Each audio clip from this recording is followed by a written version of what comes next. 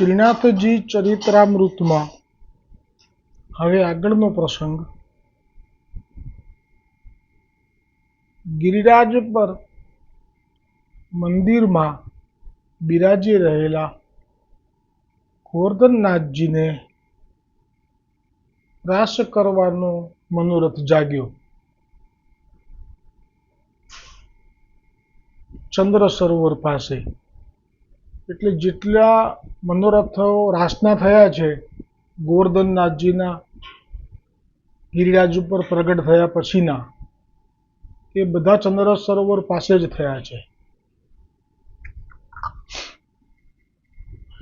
શ્યામ કુંભાર જે મૃદંગ ખૂબ જ સરસ વગાડતા અને લલિતા કુંભાર જે વીણા સુંદર વગાડતી, તે બંને દૈવી જીવ હતા અને લીલામાં સહયોગી હતા. માટે જ પૂર્વમાં શ્રી ગોવર્ધનનાથજીએ આ બંને જીવોને સામેથી શરણે લેવા માટે શ્રી ગુંસાઈજી એટલે કે કાકાશ્રીને આજ્ઞા કરી હતી. ત્યારે આ બંને જીવ તે વખતે ગોકુલમાં રહેતા, મૂળ વ્રજવાસી છે આ બંને, શ્યામ કુંભાર, લલિતા કુંભાર.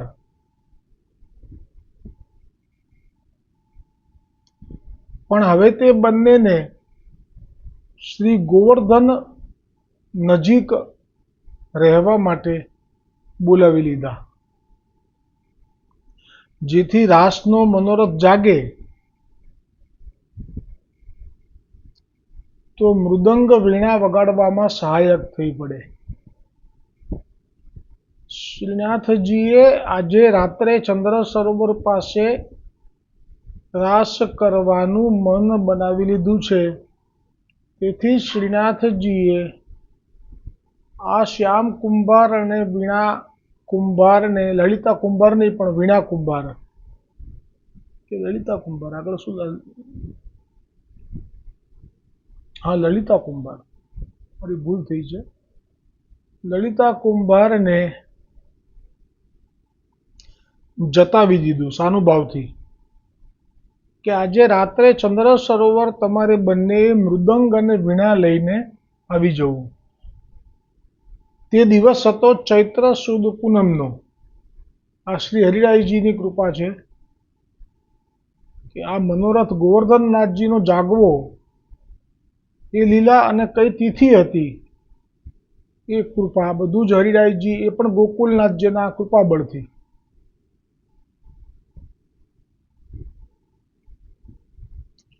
ચૈત્ર સુદ પૂનમ તે રાત્રે શ્રી ગિરિરાજ પર શ્રીનાથજીની શયન આરતી થઈ અને મંદિરના દ્વાર વસાયા અને ચંદ્ર સરોવર જ્યાં પ્રભુ બિરાજ્યા, એટલે કે આપ અહીંયા ગોવર્ધન પર્વત ઉપર જેવા તાલામંગલ થયા મહાપ્રભુજીની કાનીથી શયન સુધીની સેવામાં, તો આપ ત્યાંથી ખસી ના શકે. જ્યાં શયન થયા એની સાથે જ આપ અહીંથી અંતર ધ્યાન થયા, ચંદ્ર સરોવર પ્રગટ થઈ ગયા. એ ચંદ્ર સરોવર એટલે આપણે જે જઈએ છીએ સુરદાસજીના દ્વાર ઉપર, જ્યાં આપની સમાધિ છે અને શ્રી ગુંસાઈજીના વિપ્રયોગજીના બેઠકજી બિરાજે છે, એ જ સ્થાન જ્યાં 6 મહિના સુધી ગુંસાઈજીએ વિપ્રયોગનો અનુભવ કર્યો હતો. ત્યાં સામે જે સરોવર છે એ ચંદ્ર સરોવર છે. જેવા ચંદ્ર સરોવર શ્રી ગોવર્ધનનાથજી પ્રગટ થયા કે ત્યાં સ્વામિનીજી, સખીઓ સર્વે હવે રાસ શરૂ થાય તે માટે આ શ્યામ કુંભાર અને લલિતા કુંભારની રાહ જોવા લાગ્યા. કારણ કે તે તેમનું મૃદંગ અને વીણા લઈને જલ્દી જલ્દી ચંદ્ર સરોવર આવી જાય પછી જ રાસ શરૂ થઈ શકે. ગજબ છે આ તો. એ બંને પહેલા રહેતા હતા ત્યાં ગોકુલ, પણ ગોવર્ધનનાથજીને ખબર છે કે આ નિત્યલીલામાં આ લોકોએ પણ આ વીણા અને મૃદંગનો લાભથી રાસમાં આનંદ કરાવેલો છે, એટલે એમને આપે જ ગુસાઈજીને કહેલું કે આ બેને ગોકુળથી અહીંયા વસાવી લો અને બેને શરણે પણ લઈ લો. એટલે ગુસાઈજી તો જાણે છે કે ગોવર્ધનનાથજીએ કહ્યું એટલે એ પ્રમાણે કર્યું. હવે અહીંયા આવ્યા પછી આજે મનોરથ થયો તો આપે જતાવી દીધું છે બંને જણને કે આજે તમારે બે જણાએ વીણા અને મૃદંગ લઈને ચંદ્ર સરોવર પર સમયસર સાંજે આવી જવાનું રાત્રિએ. પણ હજી આવવામાં સમય ગયો તો કોણ રાહ જુએ છે એમની? શું લીલાનું વર્ણન છે હરિરાયજીનું. સ્વામિનીજી સખીઓ સર્વે હવે રાસ અને ગોવર્ધનનાથજી સ્વયં રાસ શરૂ થાય તે માટે બંને જણની પ્રતીક્ષા કરી રહ્યા છે.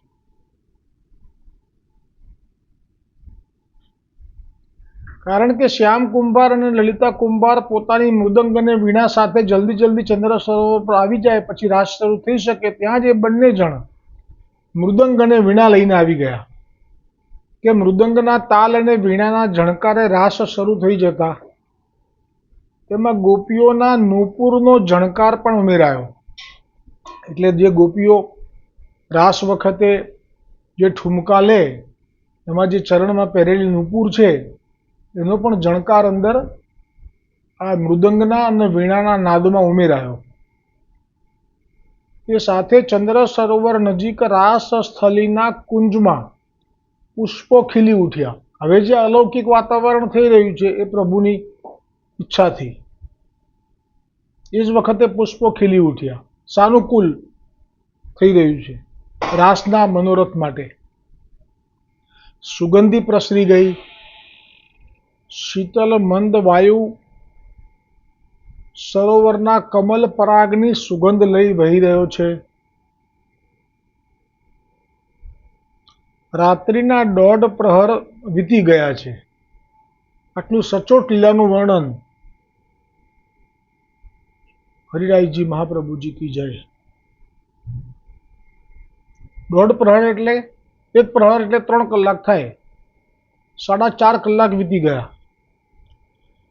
તે જ વખતે કૃષ્ણદાસ અધિકારીજીએ માલવ રાગ આલાપ્યો. આ કૃષ્ણદાસ અધિકારીજીનું જે મુખ્ય જે મનોરથ છે પણ રાસલીલા જ છે અને કૃષ્ણદાસ અધિકારીને જ આ લાભ આપતા ગોવર્ધનનાથજી. જ્યારે પણ રાસ માટે આપ ચંદ્ર સરોવર માટે ચંદ્ર સરોવર ઉપર જ રાસ કરતા, હજી પણ કરતા હશે તો ચંદ્ર સરોવર ઉપર જ રાસ કરતા હશે. કેમ કે દિવસે તો આપ નાથ દ્વારા હોય છે પણ રાત્રે તો વળી પાછા વ્રજમાં હોય છે. અને હંમેશા કૃષ્ણદાસ અધિકારીને જ મૃદંગ માટે સાથે રાખ્યા છે પણ અહીંયા આલાપ માટે સાથે રાખ્યા હતા, રાસના પદ માટે. એટલે અહીંયા 4.5 કલાક વીત્યા હશે ત્યારે કૃષ્ણદાસ અધિકારીજીએ માલવ રાગ આલાપ્યો. ત્યાં તો પ્રભુએ બંસીનો મધુર સ્વર છેડ્યો. એ સાથે જ સ્વામીજી નૃત્ય કરતા કરતા પ્રભુ તરફ સરક્યા અને નયન કટાક્ષ કરી રાસેશ્વરનો હાથ પકડી ગલબૈયા કરી પ્રિયતમને રાસ મંડળમાં પધરાવ્યા. હજી હવે રાસ મંડળમાં ઠાકોરજીને સ્વામિનીજીએ આપે પધરાવ્યા.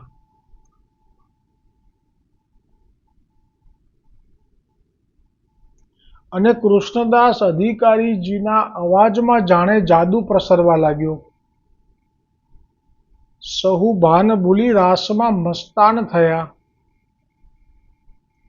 ત્યારે પ્રભુએ પોતાની ધારણ કરેલી મોગરાની માળા કંઠમાંથી કાઢી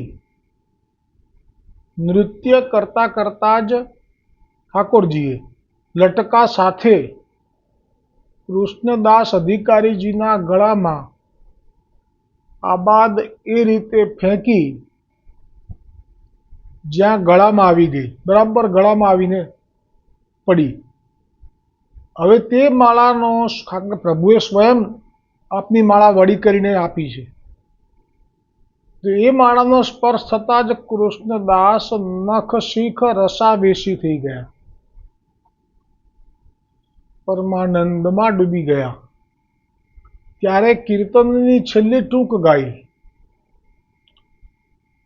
મોહનલાલ ગોવર્ધનધારી रिझवत छेल सुधर लासे, अपने कंठ की श्रम जल दल मली, माला देती कृष्ण दासे रास चग्यो. હવે કેદારો ઘૂંટાયો. એ માલવ રાગ હતો. પછી જે આ થઈ લીલા એ પણ કીર્તનમાં લઈ લીધી, કારણ કે નવું કીર્તન હશે, આ રચેલું કીર્તન નહીં હોય.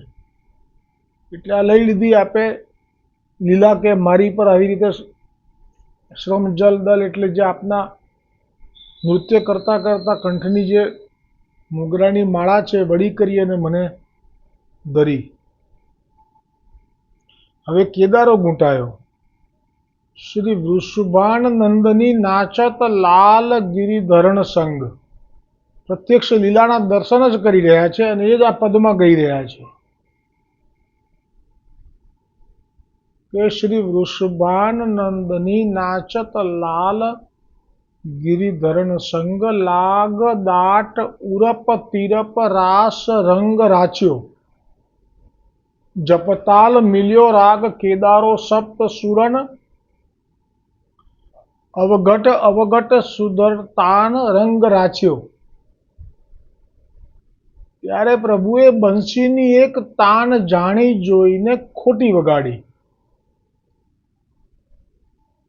હવે આ જે લીલા થઈ તો એવી કેમ ખોટી વગાડી, એવો કોઈને સંદેહ થાય તો એનો જવાબ છે કે જે 4.5 કલાક વીતી ગયા હતા રાત્રિના, એટલે હવે તો બ્રહ્મ મુહૂર્ત થવા આવશે. ને ગોવર્ધનનાથજી તો મહાપ્રભુજીની આડીથી જે પણ આપે આજ્ઞા કરી છે, તો મંગલાના સમયે તો ગોવર્ધનનાથજી આપના મંદિરમાં જ હોય. એ જ્યારે પેલો પરેનો પ્રસંગ આવશે ત્યારે આ વાત સિદ્ધ થશે કે પરે સાથે સુરત જાય છે, પણ સમાસમાના દર્શન વખતે આપ કંઈ બહાનું બનાવે, પેલાને કંઈક એવું ઊંઠું ભણાવે અને કંઈક આવું છું એમ કરીને, પણ આવી જાય પાછા સીધા મંદિરમાં. ને જે મહાપ્રભુજીએ ગુસાઈજીએ સમય નક્કી કર્યા છે જે દર્શનોના, એમાં તો આપ ત્યાં જ હોય, પછી આપ પાછા પરે પાસે આવી જતા. એવી રીતે અહીંયા સમય થયો અને હવે આ રાસનો રસ એવો છે એમાંથી બહાર નીકળવું એ પણ હવે અઘરું છે. તો એમાં પણ આપે તો આપના માટે તો કશું અઘરું નથી, કરતુંમાં કરતું છો, એટલે આપે જાણી જોઈને વાસણી બંસીની એક તાન ખોટી વગાડી. તો આમાં જે સ્વામિનીજીને જે આનંદના રસમાં ડૂબી રહ્યા છે, એમાં હવે લાગ્યું કે આ જે આવું કર્યું છે એટલે આ ભૂલ થઈ છે. એમને એવું લાગ્યું કે ભૂલ થઈ અને હવે આ તો આનંદ જતો રહેશે, કેમ કે આ તો રસભંગ થશે. એટલે સ્વામીજી તો રસમાં ડૂબેલા છે એટલે એવું કંઈ સમજતા નથી કે આ જાણી જોઈને વગાડી ખોટી. એટલે તરત જ આપ સ્વામિનીજીએ પોતાની ગૌર મૃદુ અને લાંબી પાતળી ઉંગલીઓને બંસીના છિદ્રો પર રાખી દીધી. એટલે આપ જે રાસમાં હતા સાથે પણ એકદમ જ પાસે આવી ગયા અને આપની ઠાકોરજીની વેણુના છિદ્રો ઉપર આપે આપના કોમલ ગૌર, સફેદ છે ને આપનું આપનો જે એ છે ગૌર વર્ણ છે, આપ પીળાશ પડતા સુવર્ણ જેવા, એવી આપની લાંબી પાતળી ઉંગલીઓને બંસીના છિદ્રો ઉપર રાખી દીધી અને જમણો ચરણ ઊંચો કરીને સ્વામિનીજીએ નટવરના એટલે કે પ્રભુના ઊંચા થયેલા ડાબા ચરણ સાથે ભીડી દીધું. ગલબૈયા કહેવાય. આપનો જમણો ચરણ, સ્વામિનીજીનો ઠાકોરજીનો ડાબો ચરણ, એ બેને ગલબૈયા થયા. ગલબૈયા કરીને બે દેહ એક પ્રાણની મુદ્રામાં સ્થિત થઈ ગયા. એટલે કે આપને દર્શનમાં એવું લાગે કે દેહ બે છે પણ પ્રાણ એક છે, કેમ કે આપને હવે વિરહ સહન નહીં થાય અને જે વાગી છે ખોટી વેણુની જે તાન, એટલે હવે તો જરૂર આપ પ્રભુ અંતર્ધ્યાન થઈ જ જશે. એટલે આપ જાણે કે હમણાં એમને હું જવા ના દઉં, અને જાણે કે વાંસળીનો હવે ખોટો સૂર પણ ના છેડવા દઉં, એટલે આવી લીલા કરી. બંસીના છિદ્રો ઉપર રાખી દીધી અને ગલબૈયા કરી, કેમ કે હવે જવા દેવા નથી. ત્યારે કૃષ્ણદાસને આવી અલૌકિક ઝાંખીના દર્શન થતા એક કીર્તન છેડ્યું. શીખવતી હરિકો મુરલી બજાવત. કેમ કે ખોટી તાન છેડી ને. શીખવતી હરિકો મુરલી બજાવત, સપ્તરંધ્ર પર ધરત અંગુલી, ગલ બાહુ ધરી મધુરે ગાવત, સરસ ભેદ ગતિ રાગ કાનરો. પછી બીજું લીધું, ગતિ બિલાસવર નયન નચાવત, કૃષ્ણદાસ બલી બલી વૈભવકી ગિરિધર પિય પ્યારી મન ભાવત. અને અદ્ભુત રાસ પછી સૌ શરમિત થયા અને પહોં ફાટતા પહેલા સર્વ સ્વરૂપ અંતર ધ્યાન થઈ ગયા. અને કૃષ્ણદાસ, શ્યામ કુંભાર અને લલિતા કુંભાર એ ત્રણેય ગોપાલપુર આવી ગયા અને નિત્યક્રમ પરવારી ઝડપથી સેવામાં ગોવર્ધનનાથજીના મંદિરમાં હાજર થઈ ગયા. એમને કોઈ દેહ ધર્મથી પીડા ભોગવવી પડતી નહોતી. પ્રભુએ સ્વામીજીએ જે બે દેહ એક પ્રાણની મુદ્રા ધારણ કરી હતી તે ચિત્રજી મૂક્યું છે, એનો પણ લાભ લેશો. બોલો શ્રી ગોવર્ધનનાથ કી જય હો, શ્રી વલ્લભાધીશ કી જય હો, ગુસાઈજી પરમ દયાલ કી જય હો, ચંદ્ર સરોવર કી જય હો, યુગલ સરકાર કી જય હો.